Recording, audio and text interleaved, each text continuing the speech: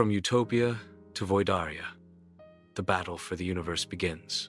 2,000 years later, fresh from the true utopian story, new powers begin to rule. Hidden powers rise due to the Androsican and Electrican's powers over the years. Between 6,100, 7,500 became relaxed and didn't really sort to rule over much of anything. Because of this ambition, war, greed, and chaos returned to Utopia. Androsica, although it still stood, was still ruled by the Lafleurs, but they themselves did not rule all of the planet. The Electricans give in to form a new Builderon, but this time under a new, more kinder leader whom saw all in the clan as equals. Thus, the wars between them stopped. The Sudimatrians under King Sudi and Prince Slavsuki ruled their own kingdom and sought to rule all the world. However, their ambition would be challenged by Uvi Doctoron and his Medonans clan, as they and the Builderon and the Banking clan sought to form a union of powers to maintain the peace of Utopia, to prevent all-out war from breaking out. Slavsky and the Sudis wanted to rule all of the world, but because the union, they could not do so, so they made a loose alliance with the Banking clans on a lie, saying that the Doctoron wanted to use their powers in the Union to take over the world when it was the Sudimatrians who really wanted to. Soon, war broke out. As it was, the Builderon sided with the Doctoron, as they saw through the wickedness of the Sudis and their lust for power. 10 years into the war, it was a stalemate between the Sudi-Bankuron alliance versus the Doctoron and Builderon forces. The Builderon forces, with the strong and talented brave men and women, with to the Bankuron's offensive, and pushed them back every single time they made an offensive against the Builderons. Losing, the Bankuron wanted their Sudi allies to help them. The Sudi army, for their part, had their own plan in motion, as they had secret military weapons that would end both Doctoron and the Builderon bosses in one fell swoop. Deep within the secret mine laid tons of powerful green stone blocks pauper, being recognized to build their stone army. The stone army, once completed, would be the greatest army the world has ever seen. Defeat for the Doctoron, the Builderon, was inevitable. The Bankuron laid in wait, and by doing this would made the Builderons overconfident that they marched all the way toward their territory. Victory was in view, for the Builderon had marched through Bankuron territory. However, this was a trap. The Bankuron clan used fire to trap and snare the Builderon army. Millions of Builderon troops died, and they were forced to retreat to their home country. The Bankuron then began to chase after them. Not seeing the great peril which was to come, the Doctoron sent troops to aid the Builderon, which made their capital vulnerable to attack. The Sudimatrians sent therefore the stone warriors to the Doctoran capital to lay siege to it and to kill their leader Uvi in the dead of night. The siege was not a fighting match, but a bloodbath that wiped out the Doctoran army without mercy. The Doctoran army was no more, and what was left of the Builderon and the Doctoran armies was wiped out by the Banking clan. The war was lost for the side of right. The Sudimatrians and the Bankuron had won. The Sudi, now under the command of its Prince Slavsuki, for King Sudi had died, did not want to share the world with the Bankuron clan.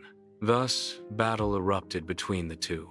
The Bankuron army held on, and was close victory, until the Sudi summoned their best stone warriors to fight for them. The Banking clan soon fell, as they too were no match for their once close ally and their stone army. The Sudimatrians won, and Utopia was no more, and was renamed planet Sudimatria. All hope of peace was gone, but however, fate had other plans. The Lafleur elders, seeing that this evil was on the verge of Androsica, went back in time to save the Doctoron leader from certain death by the Stone Army. After saving Uvi, they explained to him all that had transpired in real time.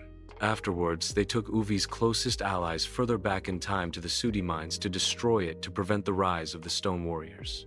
Uvi, encouraged by this, went on a secret mission to save time from an impending doom. After the rescue, Uvi and Randor, his right hand, went to the mines to go and stop the birth of the Storm Warriors. Randor killed the King of Saudi, and then moved quickly so as to escape from impending doom. For his put, Uvi placed dozens of chargers all over the mines, and then he set them off. This alerted Slavsky, who was greatly pissed over the loss of his greatest weapon. The two leaders would then clash and Uvi would make it to be the victor. Randor was then ordered to confront the Bonkaran and make them see reason. Soon, the war was over, and none of the bad stuff of the Stone Warriors' actions happened. The world was officially at peace again. As for what the Bildaran, they give the world to Uvi for a search of their own world, their own galaxy, which to call home. Uvi took all of Utopia and established his own rule, and his wife overseen Androsica, and the world was Medonian.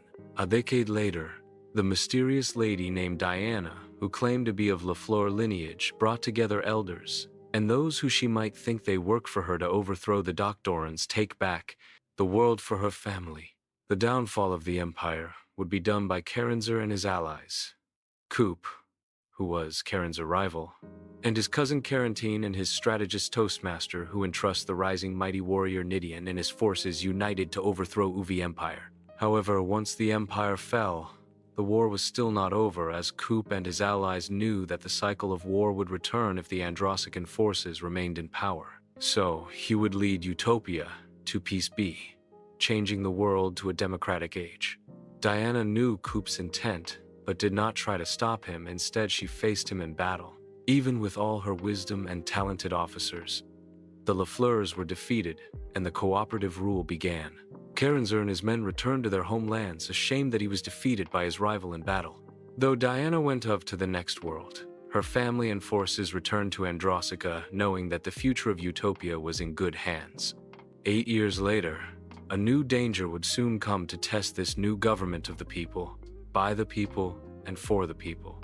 Fidel and his allies came to the planet, and with his power, Fidel tricked Coop into thinking that they were long-lost friends. This ruse play of well as they began to get more power politically. Karenzer, who knew Coop from childhood, never knew Fidel in Coop's life, or anybody else's life for that matter, before Karenzer could act on this. An old enemy from the time of Diana's conquest, Teshan, who had failed to overthrow the Doctoran first, had risen again with the powers granted by his god, Inshuran Manica. He came to destroy Androsica. Coop and Karenzer and friends traveled to the Golden City to defend it, but when they arrived, the elders had combined into one hero to face Teshan and to stop him. The battle was evenly matched until Teshan used a cheap shot to stop the elder hero and pushed him aside to destroy Androsica when Fidel on the Fidelian Phoenix came and consumed Teshan and wiped out all of Androsica. The elder who was fighting him also died. Dazed, shocked, and confused in disbelief, Karenzer and his men know they had been played. In a deadly triangle between Coop, Fidel, and the Phoenix, played an important role in Fidel and the Phoenix's immortality. Soon, the two forces of Fidel and Coop and Karenzer fought a decisive battle at the famed Bildaran Castle. The only way to stop the Phoenix and save the world was to kill Coop and end the triangle. However, no one on Coop's side wanted to kill their lord. However, fate would have it that the one man that would and wanted to kill Coop, Karenzer, was on his side. Now the mantle will be passed down to Karener as the battle begins.